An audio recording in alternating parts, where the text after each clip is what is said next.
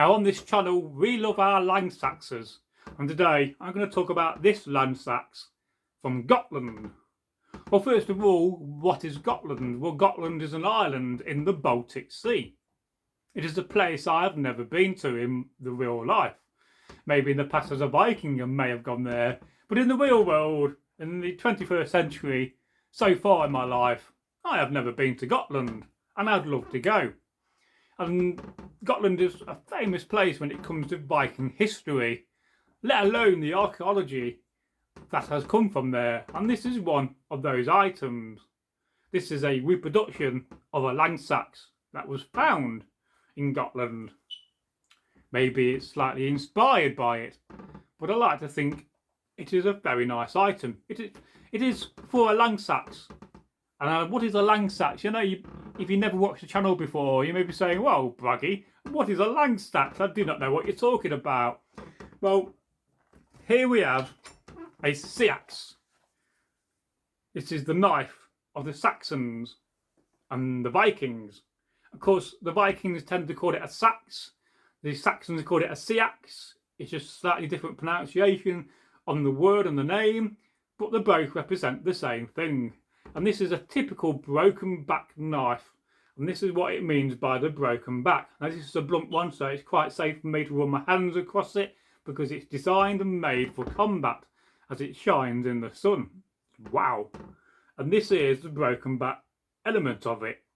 And the typical good broken back seaxe always has this taper, and it tapers down to a point and has a straight blade. I'm sure you agree that's a fantastic seaxe, and it's got a lovely antler handle, and it really is nice and comfy in your hand. And the idea of having a bulky end is so that when you use it in battle, if you're not rich enough to own a Anglo-Sax, or you're not rich enough to own a sword, you have a good handle to stop it from falling out and flying out of your hand. Because let's face it, there you are with your good old shield, and you're attacking, and if it flies out of your hand, well, you're down to your shield as a weapon, and unless you got another seaxe or an axe on your boat, well, you're pretty screwed. So this is what a seaxe is. But a Anglo-Sax, it's the same thing, apart from the lang part of it represents length or long. Lang is the Saxon word for long. That's where long comes from. No doubt it goes further back in history and is a Proto-Germanic word. But, you know, we're not experts on the channel on words, and I do like it shining in the sun because it's a lovely sunny day. But let's talk about this Anglo-Sax and why I love it. Now, when I bought this Anglo-Sax, it never came with a sheath or a scabbard. I will make a sheath for it. And always remember, folks, that scabbards are solid and sheaths are flexible to a certain degree. This is not flexible simply because it's got a copper band at the top to keep it rigid, but generally on a good sheath it's flexible and you can bend it, unless you got a top mounting like this, which does make a difference. But that is one task I've got to do, is to make a sheath for it, and I'm going to make quite a nice elaborate one with some brass. Perhaps I might even send it to Iric and get him to make me one, because he's brilliant at making sheaths. I must say, that man has a skill. And of course, as a Viking and Saxon re-enactor of many years, you do learn these skills. It's not just the skills of fighting you learn and drinking mead. You also learn how to sew. You learn leather work. You learn metal work, from silversmithing to, you know, smithing of iron. You learn all these skills, and woodwork and wood turning. These are all the skills you can pick up and learn as a re-enactor, and lots of these very good societies will teach you these skills because they're so essential, and especially sewing. And I do say this in the modern world, that everybody should learn to sew. And again, this is a blunt seaxe or Anglo-Sax, so it won't cut me. It's designed for combat, which is why there's no point on it, unlike a sharp Anglo-Sax, which I don't really have any of, really. I don't really own a sharp Anglo-Sax so far in my life, and I think it's quite spectacular. I would say it's about 16 inches in length when it comes to the blade. That's the guess at the moment because I don't have a ruler on me, but it is very, very nice and has a very nice bone handle. which I hope you can see, with a typical ring and dock pattern, and 2 brass mountings, one here and one there, and it actually has been put together really, really well. Sometimes you buy things like I have this Germanic seaxe, which has a different design. It's more of a machete. This handle is slowly getting loose and twist because it's not been bonded on properly. This is by Celtic Web Merchant, which make and do have some splendid kit. But at some point in its future, I'm going to have to take this handle off and put a new handle on. And I'm going to go for one of this style, I think, because I think it would look really, really nice. And it's a shame, really, because it does have a very nice handle, as I'm being careful, because this is quite sharp. And as I say, it twists around and I can feel it twisting in my hand. So again, it just demonstrates that it's just not been put on properly and hasn't been bonded on efficiently to stop that from happening. But these are the things that happen when you buy Viking kit. And of course, the better the kit, the less problems you're going to have with it, which is why I always go for a really good trader. Again, with this one here, it doesn't turn at all on the handle. The handle is solidly put onto this seaxe and won't turn at all, and it's not loose. And again, that is one of the proper aspects you need of a good seaxe, because it's very important that when you're fighting with these combat weapons, that your weapons are safe. And thank the gods that we have really good training officers and people and master at arms who will go along and check your weapons, look for these faults and problems, check for sharp burrs, make sure you're not carrying a sharp weapon onto the battlefield, because that would be deadly if you hit somebody with one of these because it's sharp, and you shouldn't take it on the battlefield. That is simply for display only. So back to the old Gotland Langsax. Again, it has 2 mountings of brass, they're both caps, and I think that's a really nice feature. And again, it's, if you can see it in the sunlight, it's got a cap and it's been riveted on, so the tang goes through and the tang is riveted over the brass cap, and it's been put on really, really nicely. And again, it's very important that, and I try to twist it, it won't twist, so I'm really impressed with this one. Now, it does have a slight fuller, and a fuller is there just to take some of the weight off the blade, but also to stretch the blade out when you're manufacturing and making either a sword or a seaxe. Most seaxes don't have fullers, but this one does, and it's very, very small. It's generally just for the design element and to make it look a bit nice and not just have a plain handle. And of course, if yours really, really rich, this will be, you know, this will have all writing when it comes to inlay of brass and copper and silver. Of course, I'm just not that rich to have a nice Langsax like that, like the Saxe of Beagnoth, which is a very famous Langsax found in the Thames in London in the late 19th century, which I've done a short video on, and I will cover in the future with a long video. And one day I do hope to get a really good copy of that Langsax, because I really would like one. And I do often wonder about that seaxe, whether it was a demonstration piece by a blacksmith to demonstrate his skills because of the elaborate inlay that was in it. But that's a story for another day. So why is a Langsax a really good weapon to have as a second weapon? Well, if you can't afford a sword, and most people were not elite enough or not part of that, you know, very small crowd of people that could afford a sword, then this is the poor man's alternative.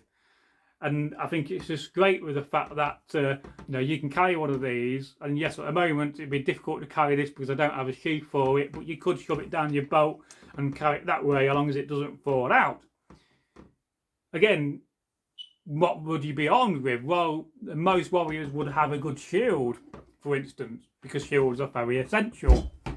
And most warriors would have an axe, because axes were all over the place. Because if you lived in a longer house, you needed an axe to chop your firewood, and you probably have 2 or 3 axes. And if you're really, really rich, you may have a Dane axe like this. And it's amazing to think that after the Viking era, the Dane axe still carried on, and one of the few Viking weapons that was still popular in the 12th and 13th century, simply because the Dane axe could tear through armour really efficiently, whereas something like this would be very difficult to take down an armoured man if he was in plate armour or had a suit of armour on. So these went out of fashion. Of course, it wasn't just the Vikings that had lang-saxes. For here we have a Frankish lang-sax with a nice wooden handle. And this was brought from Etsy, and I must say this is very nice. On the handle has been put on lovely. It's not loose at all, and I've used it to hit my wooden trunk in my garden, the shield, quite a few times. And this is another really nice example of a lang-sax.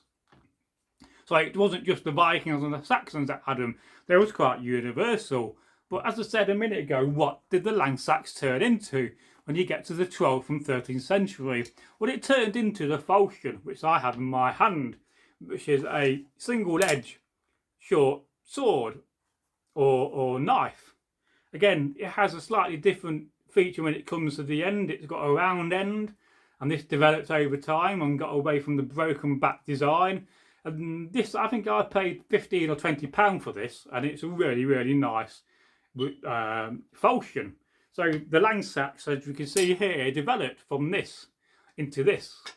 And I'm sure you agree, this is a very deadly and heavy weapon. I have used this a little bit in combat, and it's really nice to fight with. I wouldn't want it to be any more heavy than what it is now, because it could really do some damage if you hit somebody on the arm, for instance. You don't want to hurt somebody and break their arm. But it feels nice on the hand as well. And again, this is being put together by somebody with a lot of skill, and it's got a round pommel, which is a later design in pommel, and a nice cross guard, and it's got a really nice handle. And the feature on the handle, which you can see, it's being worked a little bit to give it a bit more extra grip. But this is a superbly put together falchion, and it also has a bit of Latin on the scabbard, which I don't think you're going to see, or the sheath. This is a sheath because it's flexible and not a scabbard. A scabbard would have an internal wooden section to keep it solid, and some days I like a sheath and some days I like a scabbard, but it depends on the weapon. And again, it also has this feature here, which is a peace tie, and I had this on, although, you know, this kind of came in during the Saxon times.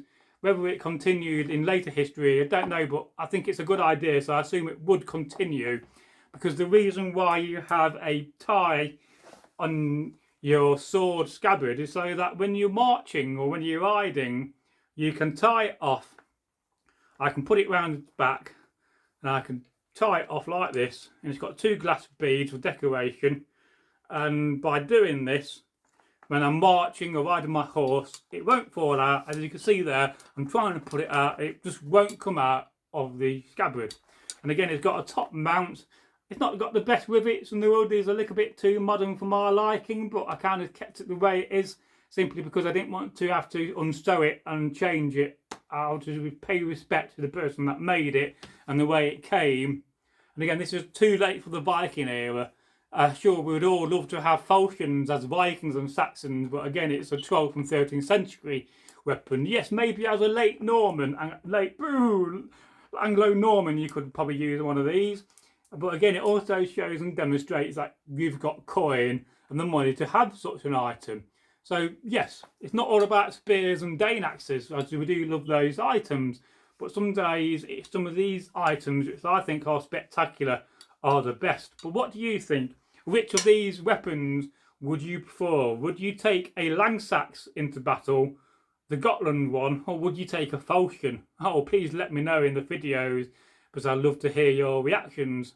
And if you have enjoyed this video, if you found it to be entertaining, educational, if you learned something new, then please consider subscribing. Go and smash that subscribe button, hit the bell, then you'll be notified when we release content, which is mostly every day. And you will see me in the next video. Please leave me a good old knife or axe emoji if you're a bit shy, and share the videos. Thank you. Goodbye from me. Goodbye from Blaggy. And we'll see you in the next video. Hail the gods, and hail all those that watch.